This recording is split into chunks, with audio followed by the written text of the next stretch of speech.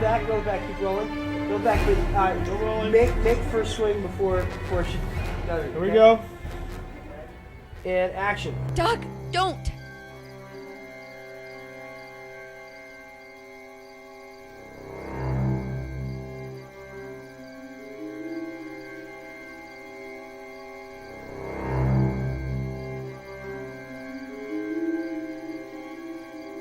First day of a diary. Okay, here we go. Lock it up. And let's roll sound. Quiet, please. Of my time filming this movie, Behind the Mask. It's your report here, Taylor, not mine. This is yours. We thought it'd be apropos if we begin with my very first shot of my first movie.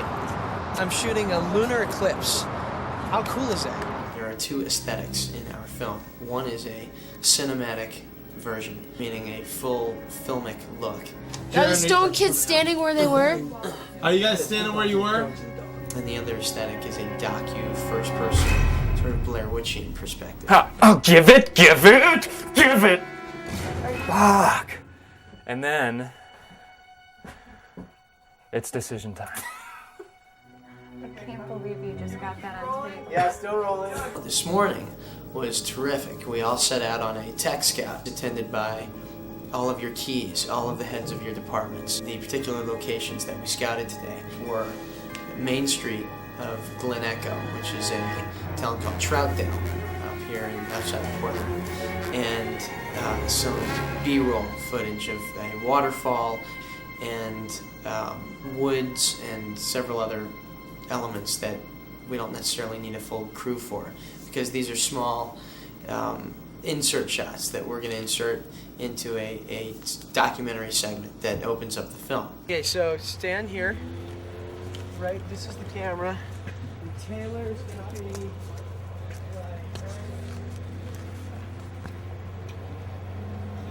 Had an amazing day today. We gotta mess up slants. The kids. The kids upstairs, remember they're Went to our courthouse. That's our first location. Courthouse is a beautiful courthouse. Men of Honor used this courthouse. ready? Hold on, go ahead, stop. I need a little more support on this end, kind of pushing that way. Okay. Let's do it one more. Ready? 1, 2, 3. That's great. So let's see now. Everything was going well when I was informed that the new installment of the Hannibal Lecter series, the book, is coming out early next year. And wouldn't you know it, it's called Behind the Mask. No, it would fuck it up. And that really sucks. We had a wonderful tech scout. We went to our abandoned farmhouse today, which my production designer, Travis Zaruni, has been cleaning and staying up till 4 in the morning, getting ready and preparing, and it's amazing. This place is incredible. I'm Travis Nicholas Rooney, the production designer on Behind the Mask. Now see, I go into the film. And this is our art department. This is the cider house, which we pulled out tons of farm equipment and brought this beautiful piece in from the barn, which you'll see later. Dressed it with preserves. I can't do it, dude. I'm not gonna be able to do it.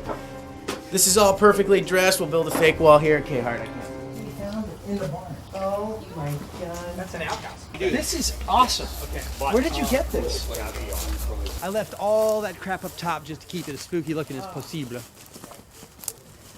My only question is, what do you think about all this stuff on the ground? Oh my God, that's amazing. Yeah, Okay. it's pretty gnarly in there. Yeah, Jared. We're gonna go. Jared, we get a Doug good. shot, man, right here from the inside of this freaking thing. Had a really long tech scout today. I got to know the crew really well, and by the time we broke for lunch around 4:45, after starting at 7 in the morning, I got to deliver the amazing news.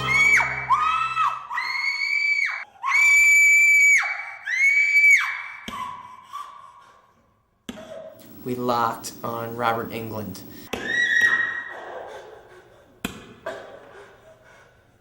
Cut. A movie star in the horror genre, and I've wanted him desperately to accept the role of Doc Halloran, which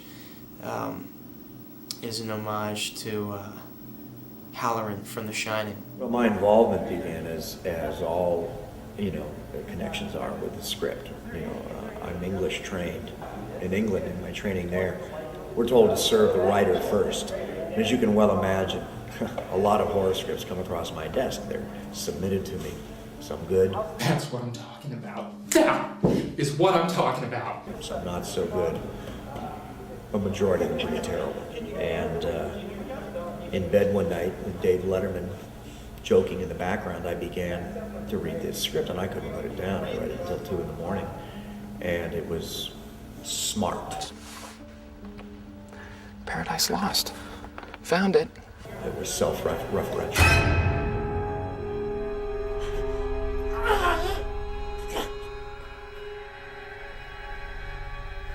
It had a unique, original character to it. This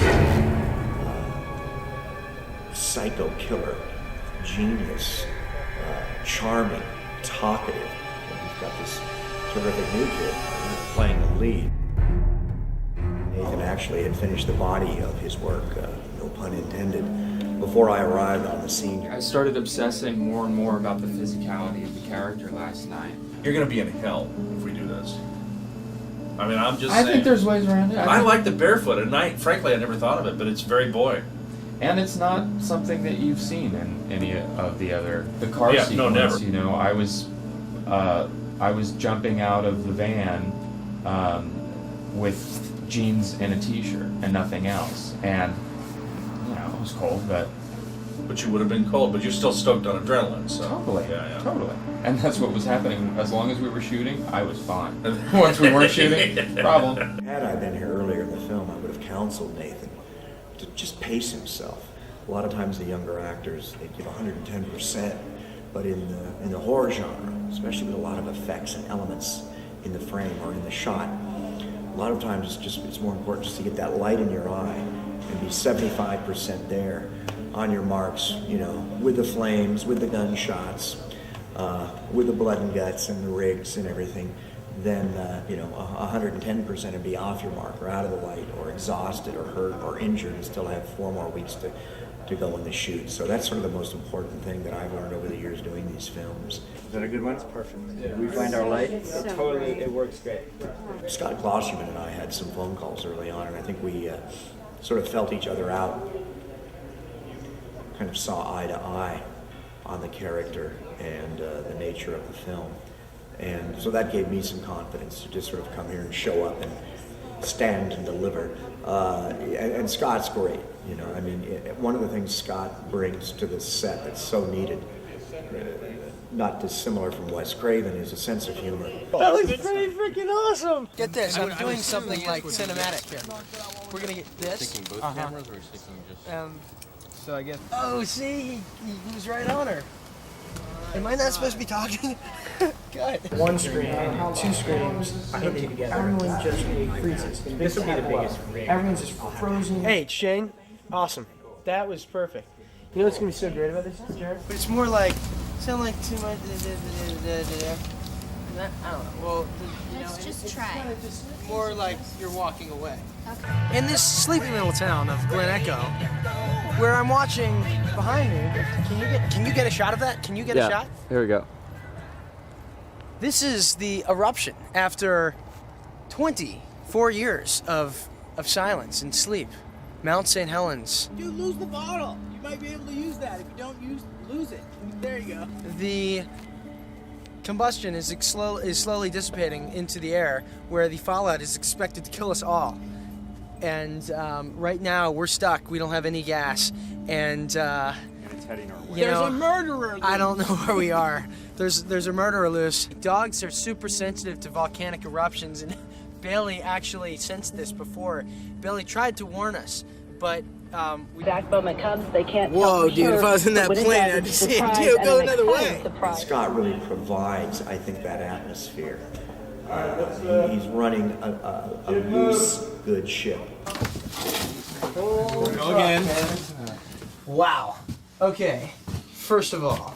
Thirdly, And Second of all, all right. Second of all is remember to kiss the scythe? I didn't know the people involved, and I showed up, and the young actress Angela Goethals, It's no good. Help me then, quit He's coming for us.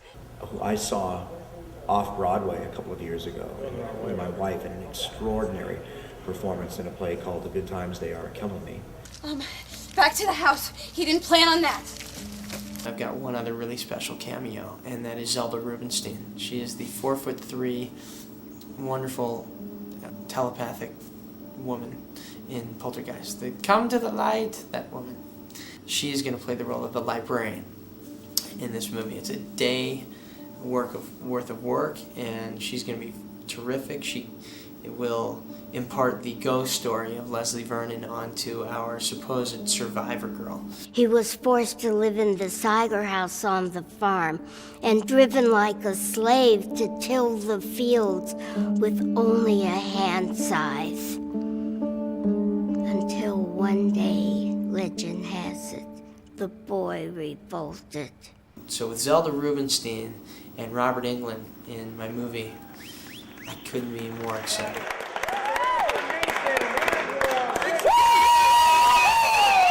Today is October 30th. Didn't do much today other than storyboard. I'm feeling really prepared and really excited. I got up, actually slept late this morning. I slept till about 9 and went with Jaron to storyboard. We storyboarded for about 7 hours and I'm feeling great. Because Leslie is standing right above her. Right behind the library. Low POV. I've got a 7:30 breakfast and 9 o'clock production meeting, and my 2 lead actors are flying in tomorrow, so I've got a table read after that. Why do you need to bury it? It comes in handy at the end of the gig. When the job's done and you gotta lay low, everybody thinks you're dead. They plant you and walk away. Look at you. We have to practice this, Taylor. I have to get used to it, otherwise we'd lose our frickin' minds down there. There's a movie called The Black Shoe Drifter. It's a bunch of 19, 20-year-olds made this film. It's pretty great, and I'm considering them to edit or at least digitize and start cutting my film up here while I'm shooting in Portland because they're local and I think they're really talented. We're the editors. $20. Where's our bodyguard? First log and capture of the whole film. Right here. You filming? Actually, it's not film, it is tape. It is magnetic impulses upon celluloid, as film is a. It must be processed and developed. Can I help you? Play it off nonchalant. What's happening? Are you stepping to me?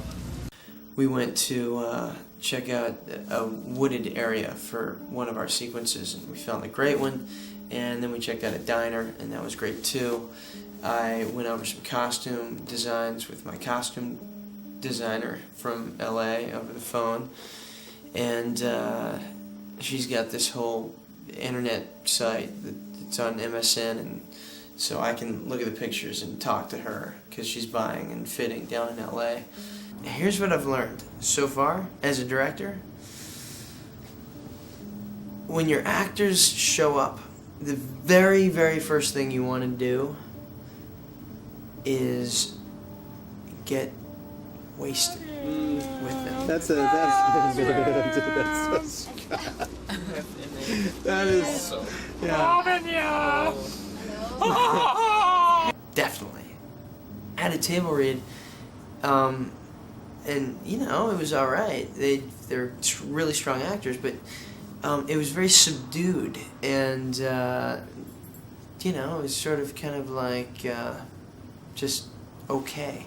Is this just another failed business? One more victim of a stalled economy? I realized we should have just all gone out and just chilled, you know, for a while. I've got 2 days, 2.5 days, including the table read, to rehearse with my actors. and I'm used to theater. I'm used to having, let's say, 6 weeks to rehearse for a play. Get in the van! So the question is, how do you maximize 2 days? How do you maximize the time you have with your actors and rehearse an entire movie in 2 days? Do you block? No! Why not? Because he's waiting in the tool shed to kill you, okay? This is exactly what he wants you to do. No, you're gonna change the blocking to conform with your, with the shots that you've already shot listed, or the space that you're in, or you conform that to the blocking. But you don't want to spend your time blocking. You want to spend your time getting the character or figuring out how you're going to get an actor to do a certain particular thing. Yeah, and then when they had hit the wall, it would bounce back so instead of it. I think what Jared's trying to say is it's as though you're anticipating the wall, that you see the wall. You're doing this thing before you actually hit Go ahead, Jared. hit the wall. One way that make it simple, as you go in, shoulder hits the wall first, then snap your head, then you know that it's in the right sequence. There you go. Then we ended up deciding to scrap the storyboarding, and you know what? Screw it. We're all just going to go out and get blitzed. And that was the best thing because the actors are getting to know each other. Hello, his name is Alf. Hello. Hello, this is Alf. This is Judy. We're all having a good time. And we all decided, the first table read was just whatever. It was horrible. But tomorrow, we're going to have a table read. And you know what? We're not going to have a table read. We're going to have a room read. We're not going to have a table. We're not going to have chairs. We're going to stand. And we're going to block. And we're going to do it. And we're going to read through it. And we're going to start and stop again. And get really into it. And at this point, these guys know each other so well. They're going to be, just interacting in a way that you couldn't do when you get off the plane and just have a table read.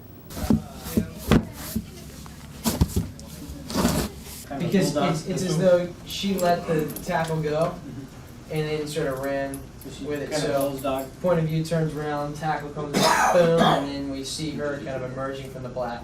The destruction of the abandoned farmhouse exterior that the rain did, it just annihilated the exterior, so we checked that out.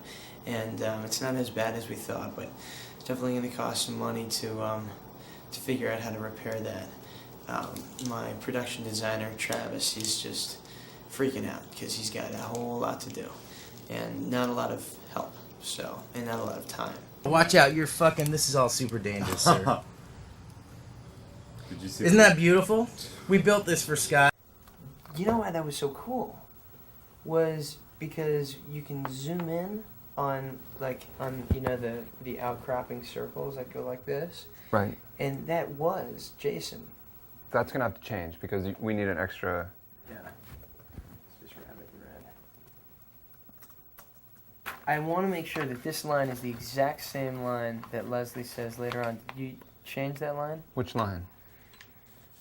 Documents were sealed, lost, or destroyed. Yeah. And then Leslie says later on, did you say documents were sealed, lost, or destroyed? Officials, yeah, that's the same. You Yep. sure? Yeah, You all it was. You don't want to go forward and check. Oh, you mean you want to make sure it's the same as when he says it? Yeah. Oh. What did you say, Taylor? Did you tell them they were sealed, lost, or destroyed? Essentially what has happened is that now that I'm here in Portland and I've had the opportunity to go to the sets and to some of the locations where we're actually going to be shooting, it's become apparent because of budget constraints that we need to rewrite the script to fit the sets and the locations, not vice versa. We can't build a town, we can't create a barn silo, things like that. So the script needs to be rewritten to fit what we have available to shoot, what they have available to shoot with. So that's been the bulk of my job up here this week. To hear so many people up here working so hard and so dedicated to this script, and to hear that many voices talking about stuff that I wrote, it's blowing my mind. They're all talking about it in the most logistical, concrete terms, like, well, this is how we need to do this, and then Taylor's gonna have to do this, and talking about characters like real people and plot points like, it's not this abstract concept anymore. It's how are we gonna, are they going to run from the house to the barn, and how are we going to hang this kid? And it's just so bizarre and surreal. This is Scott. This room is awesome. This room is so awesome. Glass insulated. Open wire and glass insulated. Squib mineral oil. Next to 40-year-old vegetables. You got the light here that he turns on, Which will make it actually which happen. will work. You got him opening the door. You've got a shot looking outside. You got a shot looking inside. Okay. From the orchard and runs into Not from the orchard, she just comes around that frame. Right, she emerges from the frame and goes into the tool shed. Today was amazing. Today was my first day of production, and it was outstanding. I guess it went as well as it could have gone. So I've been told, because I don't really have a barometer yet, but it went great. We shot on Main Street of Troutdale, that's our Glen Echo, and that went well. We almost had a crisis. Oh, God. The whole point of shooting the Main Street of Glen Echo and Troutdale was we had this wonderful street, and we had a big hill with a bluff on it that overlooks Glen Echo, and we established that hill. And this morning that hill was in a cloud. There was no hill. It was just all white. And finally, with about 10 minutes to go, that cloud cleared, and we were able to get a shot of the bluffs. Then we moved. We had 3 location moves today, so otherwise it was a very light day, apparently, so I'm told, but we had 3 moves, so it did make the day long. We did the walk-run bit, and that went well. We shot it in a wide shot and took some choreographing, but that worked out pretty well. And then we took a tractor ride to get Leslie looking over the bluff, and picked cabbages up there, and that was great. Today is our first day on film, but before we get to film, we have to shoot the morgue scene, and so the way we've done this is we've got one daylight shot in the apple orchard, so we're going to try to get to the apple orchard right at the end of the day, so that we have the entire night to take advantage of. But we got to get through the morgue, and the morgue is a very easy shot because it's basically a surveillance camera in a corner of the room, so it doesn't move. But the problem is that it's got to be blocked meticulously, because it's the shot that plays in the very last scene in the courtroom. And when we push in on the shot, it's got to be timed in a certain way so that everything resolves in the morgue in the right sequence to see it in the courtroom. Once we get out of the morgue, we have a location move. We go to the apple orchard. Hopefully we get our day shot in the apple orchard. Nightfall comes, and then we've got a complicated sequence that has numerous setups and numerous shots, and we're going to try to get that done all in 12 hours, which is going to be pretty ridiculous, especially seeing as this is my first day on film. So we shot exteriors of Leslie's house. We shot the gravel road, the walk to and from Eugene's house. The walk to Eugene's was pretty crazy because we had to get it before nightfall, and you could just see the sun going down, and everybody rushing to get it. But we got it, and we shot in the morning. We shot the arrival at Leslie's house by the dot crew, and how they run from place to place thinking they see him, but they really don't. That was fun. All of a sudden the fog lifted, lots of sunlight, and we couldn't really get Doug's point of view. Then we did the boxing sequence where Leslie's working out boxing, and there was this little sukkah looking thing, and we hung a punching bag from there. Nathan's working out on it. The thing just fell right to the ground, so we had to string it up a couple times, but that looked really good. This is the call sheet. These are the 3 scenes we're doing right here. There's only 3 scenes, right? Leslie's house bedroom, Leslie's house library, and Leslie's house bedroom night. So we're going to capture Leslie waking up, and that's pretty quick. It's some choreography because we've got Doug and Todd's camera. We want to get Leslie out of the bed and behind the camera. But this is the big scene. So if you can see here, scene 19, Leslie in the library. You look over there, that's 3 3/8 pages of script. 3 3/8 pages we're going to do all in one take. See, Aaron probably thinks we're going to cut that up, but I'm going to have one, Todd's point of view, he's going to shoot the whole scene, and Doug's point of view, he's going to shoot the whole scene. And I know I have such strong actors that they're going to kick ass. So we bang that out in 2 takes.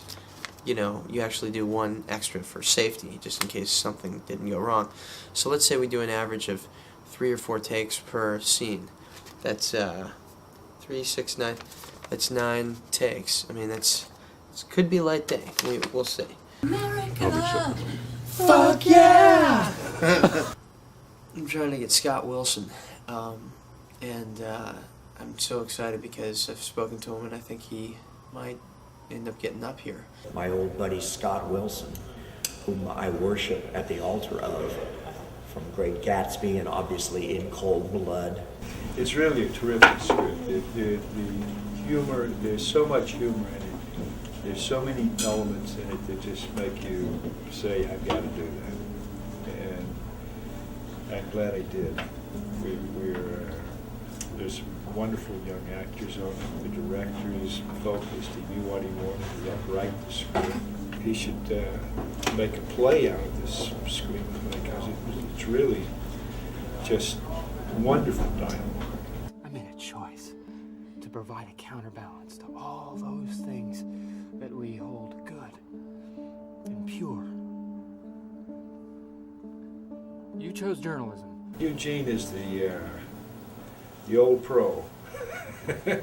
I don't think I could have played this role when I was 24. How do you manage to survive these things when they'd so clearly be fatal for the rest of us? Now then, let's just say that that's part of the trade we can't go into. There are secrets. But he's the old pro that kind of sets the professional standard. If he didn't have all the younger guys, though, have outstripped him, but they still venerate his experience. So it was a lot of fun playing the guy and kind of being a role model for the next generation of slashers and dashers. He's got a conflict for the days we've got Eugene, which is this Sunday and Monday, the 14th and 15th. And so I've talked to Aaron, the AD, and it looks like we can push the whole schedule and move it around so that Eugene would be shooting next Thursday and Friday, which means that we have more time to find Eugene's house, production designer has more time to set it up, Eugene has more time to prepare, costume designer has more time to fit Eugene, and it also means that we can push the post-hole digger gag, which is a big gag, a couple days. Michael Jones, the line producer, says to me, you know, we've got this dilemma because this gag I want, which is I want to do in one shot, I want to show Leslie punching a hole through the car door window, grabbing the driver, and then pulling him out and snapping his neck over the window, so the door where the window's been busted in, snapping his head over the side. And no one knows how to do it. There's a stunt fee and a body double, or what do we do? And if you use candy glass, then you're not going to be, whatever. Anyway, I said, wait, how about we fog up the windshield and we use a dummy inside of the car door. We shoot one shot from inside the car with the actual actor. The stuntman comes in, punches the window. It shattered, it spiders the glass. We immediately cut to, we're outside. And this is the one shot I want. We have a dummy in the car, fog up the window, and we have Leslie come in, who's the dummy, dressed in Leslie's clothes, punch through the window, grab the dummy head, and crack his head over the side of the door.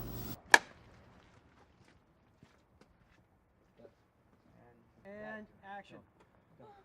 All of a sudden, that gets rid of visual effects department, because they don't have to deal with any blood or anything like that, because I'm not impaling on glass, I'm just cracking a head. And it gets rid of an extra stuntman, and it gets rid of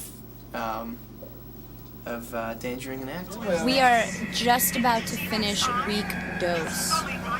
Actually, we're just about to finish week 2.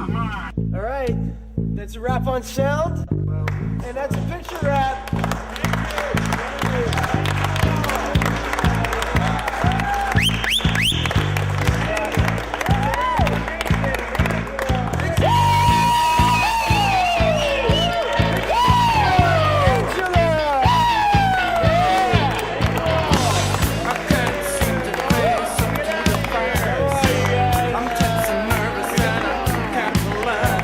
Sets itself up for a sequel. Nothing wrong with sequels. Don't touch me, I'm a real live wire.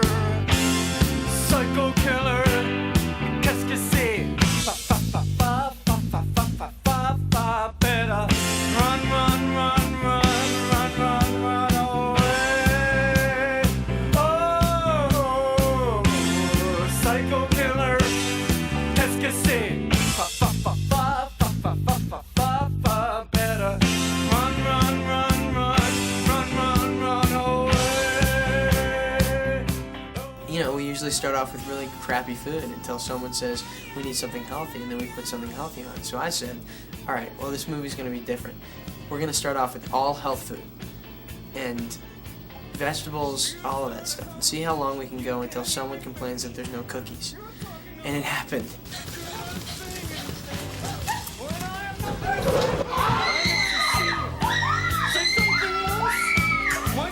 Hey, cut! Okay, that was awesome.